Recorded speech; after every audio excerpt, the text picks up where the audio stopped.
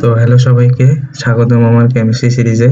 আজকে আমরা শিখব মৌল কাকে বলে, কয় প্রকার ও কি কি। তো চলো শুরু করা যাক।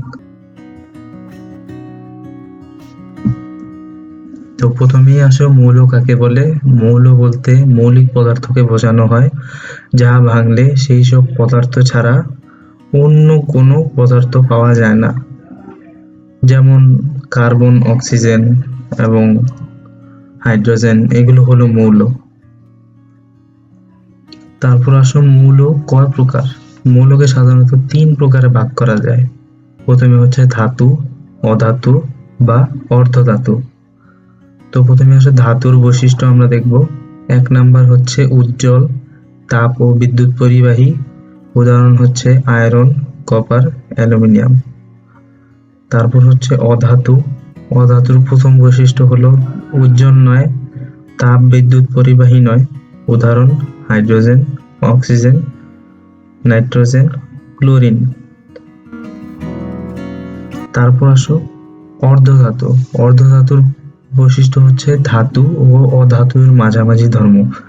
কিছু কাজে ধাতুর মতো আচরণ করে, আবার কিছু কাজে অধাতুর মতো আচরণ করে।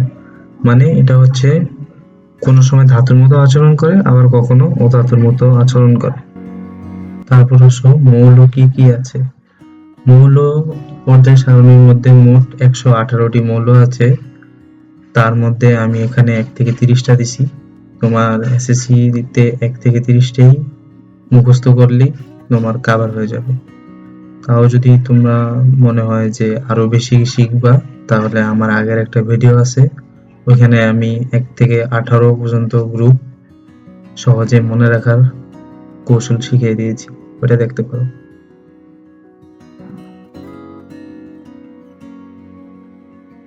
তো তোমাদের এসএসসি পর্যন্ত কভার করার জন্য 1 থেকে 30 পর্যন্ত মনে রাখলেই তোমার এসএসসি কভার হয়ে যাবে। তো এই পর্যন্ত ছিল ভিডিও। যদি ভালো লেগে থাকে অবশ্যই সাবস্ক্রাইব করে দিও আর একটি লাইক বাটনে ক্লিক করে দিও। ধন্যবাদ।